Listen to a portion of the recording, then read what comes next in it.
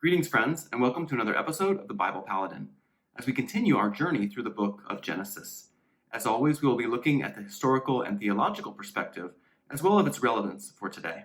Chapters 13 and 14 will be our focus today, as we join Abram and his nephew Lot on some action-packed adventures. Avengers! Not quite that kind of action.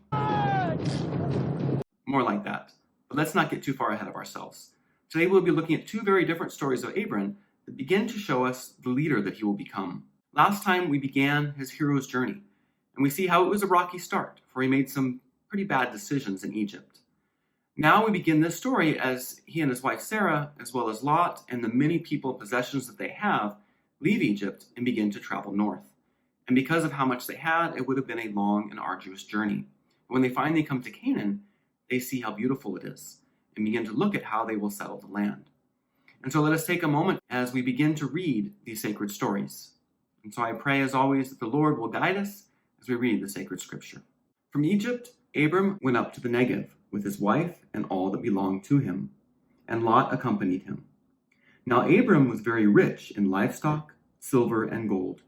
From the Negev he traveled by stages toward Bethel, to the place between Bethel and Ai, where his tent had formerly stood, the site where he had first built the altar, and there he invoked the Lord by name. Lot, who went with Abram, also had flocks and herds and tents, so that the land could not support them if they stayed together. Their possessions were so great that they could not dwell together. There were quarrels between the herdsmen of Abram's livestock and those of Lot's. At this time, the Canaanites and the Perizzites were occupying the land.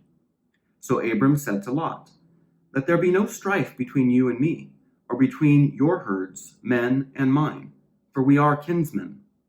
Is not the whole land at your disposal? Please, separate from me. If you prefer the left, I will go to the right. If you prefer the right, I will go to the left."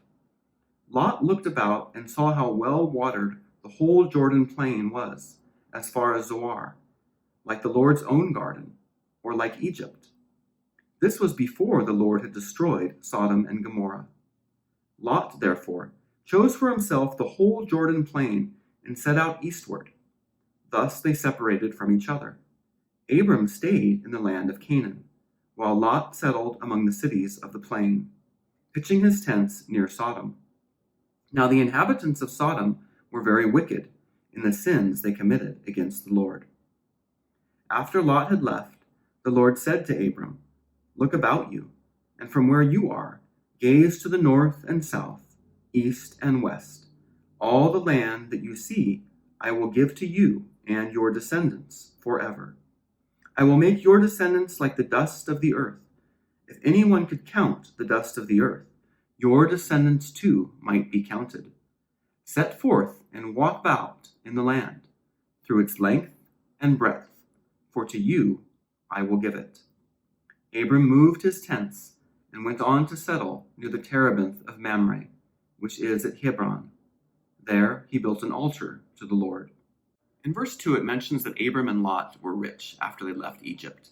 And in many ancient religions, wealth was a sign that you were blessed by God, or that your gods were taking care of you, that they found you to be righteous in their sight. And this was also true in the Jewish tradition. Although as the years went on, they also began to realize that perhaps this was not true, that wealth and riches could actually weigh one down. In fact, the word for wealth that we have here in Hebrew is kaved, which really means weighty or heavy. And so it could be literally said that the weight of their gold and possessions and livestock and even their attendants were weighing them down. It was slowing down their journey. And so we see this strife as it becomes not just a physical weight, but also that weight that exists between Abram and Lot.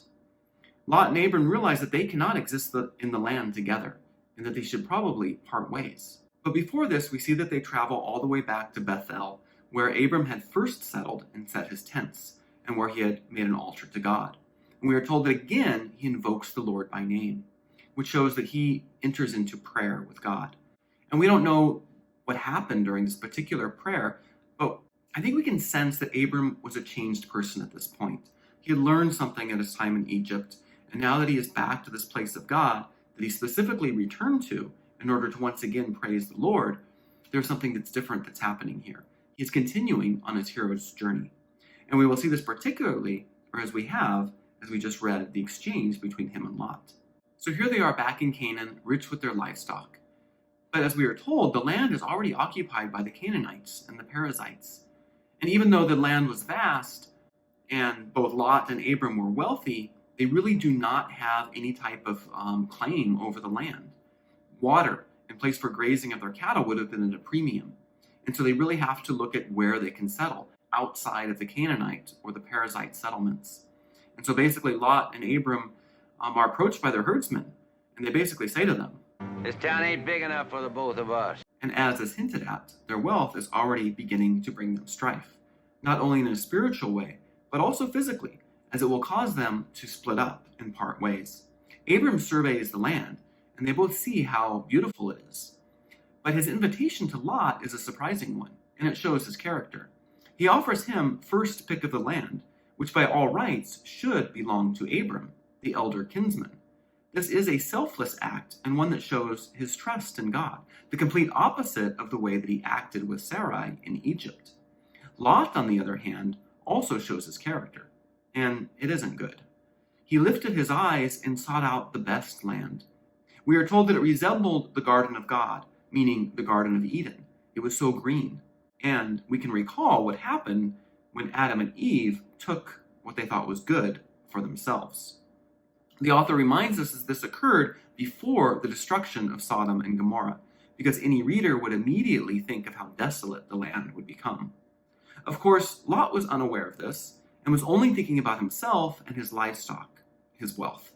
He quickly separates himself from Abram and moves east.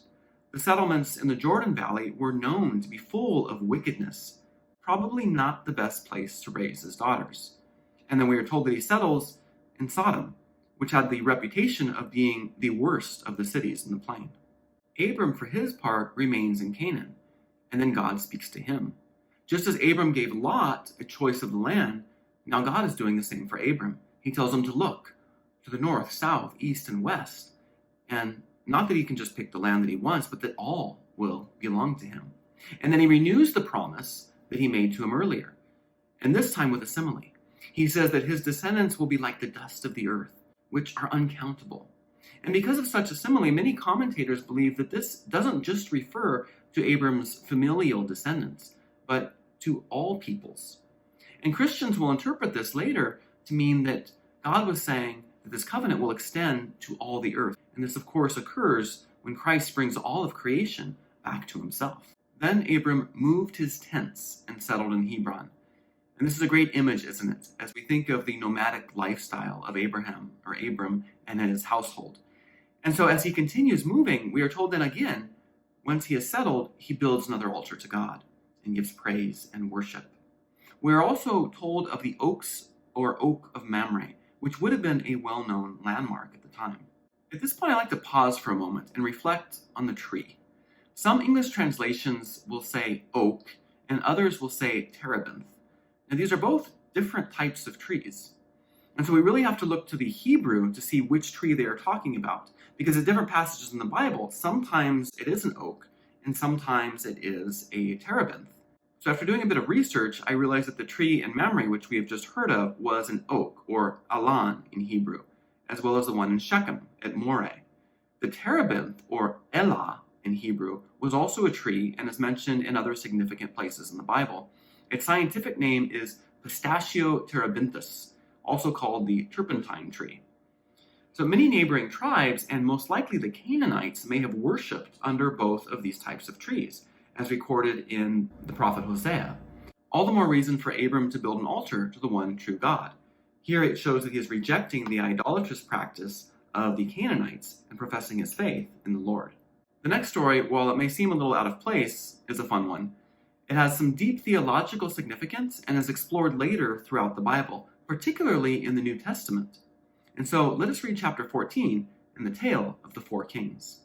In the days of Amraphel, king of Shinar, Arioch, king of Alasar, Chedar Lamer, king of Elam, and Tadal, king of Goim, made war on Bera, king of Sodom, Birsha, king of Gomorrah, Shinab, king of Admah, Shemmeber, king of Zeboim, and the king of Bela, that is, Zoar. All the latter kings joined forces in the valley of Siddim, that is, the Salt Sea. For 12 years they had been subject to Chedorlaomer, but in the 13th year they rebelled. In the 14th year, Chedorlaomer and the kings allied with him came and defeated the Rephaim in Ashtaroth Karnaim, the Zuzim in Ham, the Emim in Shaviv Kiriathaim, and the Horites in the hill country of Seir, as far as El Paran, close by the wilderness. They turned back and came to Enmishpat, that is, Kadesh, and they subdued the whole country, both of the Amalekites and of the Amorites, who dwelt in Hazazon Tamar. Thereupon the king of Sodom, the king of Gomorrah, the king of Admah, and the king of Zeboim, and the king of Bela, that is, Zoar, marched out, and in the valley of Siddim they went into battle against them, against Chedorlaomer, king of Elam, Tidal, king of Goim, Amraphel, king of Shinar, and Arioch, king of Elasar, 4 kings against 5. Now the valley of Siddim was full of bitumen pits, and as the kings of Sodom and Gomorrah fled, they fell into these, while the rest fled to the mountains. The victors seized all the possessions and found supplies of Sodom and Gomorrah, and then went their way, taking with them Abram's nephew, Lot, who had been living in Sodom, as well as his possessions. A fugitive came and brought the news to Abram the Hebrew, who was camping at the Terebinth of Mamre the Amorite, a kinsman of Eshcol and Aner. These were in league with Abram. When Abram heard that his nephew had been captured, he mustered 318 of his retainers, born in his house, and went in pursuit as far as Dan. He and his party deployed against them at night, defeated them, and pursued them as far as Hobah, which is north of Damascus. He recovered all the possessions, besides bringing back his kinsman Lot and his possessions, along with the women and the other captives. When Abram returned from his victory over Chedorlaomer and the kings who were allied with him, the king of Sodom went out to greet him in the valley of Shaveh, that is, the king's valley. Melchizedek, king of Salem, brought out bread and wine, and being a priest of God Most High, he blessed Abram with these words: Blessed be Abram by God Most High, the creator of heaven and earth, and blessed be God Most High, who delivered your foes into your hand. Then Abram gave him 1/10 of everything. The king of Sodom said to Abram, Give me the people, the goods you may keep. But Abram replied to the king of Sodom, I have sworn to the Lord God Most High, the creator of heaven and earth, that I would not take so much as a thread or a sandal strap from anything that is yours, lest you should say, I made Abram rich. Nothing for me, except what my servants have used up, and the share that is due to the men who join them. Aner, Eshcol, and Mamre, let them take their share. In the first part of the chapter, we hear about the alliance of the 4 Mesopotamian kings and their battle against the kings in the valley of Silim. Now, this valley would have been known as the Salt Sea, and today as the Dead Sea, which would have been where the cities of the plain would have been, where Lot would have settled. Now, the names of these kings themselves are difficult to identify because there's really no historical evidence of them outside of the biblical text. But it would not have been unusual for many nation-states to rise and fall during this time of tribal warfare. And there's evidence that many small nations would band together to attack other nations and run off with the spoils of war. And of course, also we know that history is typically written by the victor, and all of these kings suffered defeat. First, the Mesopotamian kings defeated those in the valley, and then Abram defeated them to get Lot and his possessions back. It is also interesting that the bitumen, or tar, is mentioned, because even today, if you were to go to Dead Sea, you could find parts of bitumen or asphalt floating around the edges of the Dead Sea. And we're also told that many of the people fell into the pits as they were fleeing. Probably a better translation would be that they escaped or hid in the pits as the armies kind of ran through the cities. But either way, not all of them escaped. Obviously, Lot and his family were captured. which brings us to Abram, the tribal chieftain. Of course, we are told about one of those who escaped and was able to get to Abram and tell him about Lot's capture. Now, even though Abram and Sarai had no children, they were still the leaders of a fairly large group of people, their own tribe, if you will, with all of their herdsmen and servants and attendants and everything else. And we can see how big it would have become because Abram was able to call upon 318 retainers, or what could be translated as trained men. And of course, living in a hostile environment as he did, there would have been a need for a small army or contingent of bodyguards, of a sense, to protect Abram and his family. And of course, no hero's journey is complete without a battle of some kind. And so we hear how Abram leads this army of 318 men, trailing after these kings and these armies that had captured his nephew. So Abram and his small army strikes the enemy at night and pursues them throughout the region. Not while we have strength left. Leave all that can be spared behind. And then we can imagine Abram using a type of guerrilla warfare to strike at them and weaken them until he can finally overcome them. At this point, he is able to rescue Lot and his family. Following this rescue, we have these two kings that come out to meet Abram, which can really only be seen as a peace treaty in which they began to negotiate the terms of their defeat. And so both these kings are complete opposites of each other. First, we have the king of Salem, Melchizedek, who is both priest and king. And so it's an interesting combination. Now, when we say that he is a priest of God Most High, it is probably not referring to the God of Abraham, but rather in Hebrew, El Elyon. And this was the chief Canaanite god, who is referred to as such in many surviving texts. The Hebrew word El is translated simply as God, as we would kind of do the lowercase god, and is often used for titles for God or as a prefix or suffix in names that we have, such as Michael or Bethel or Raphael. Anywhere that El is in a name in Hebrew, it refers to God or their relationship that they have with God. So El, as simply a word meaning God or as a name for God, would have been known throughout really the ancient Near East. Even the pre-Israelite ancestors would acknowledge this as the one God when they saw the Canaanite shrines to El. And so they kind of took that name, they took that word meaning God. So when Abram hears Melchizedek bless him in the name of God Most High, Abram takes it as a blessing from God, from his God. Now, did Melchizedek realize this or not? And there is actually speculation about that, because Melchizedek is this interesting figure that seems to come out of nowhere and then disappears.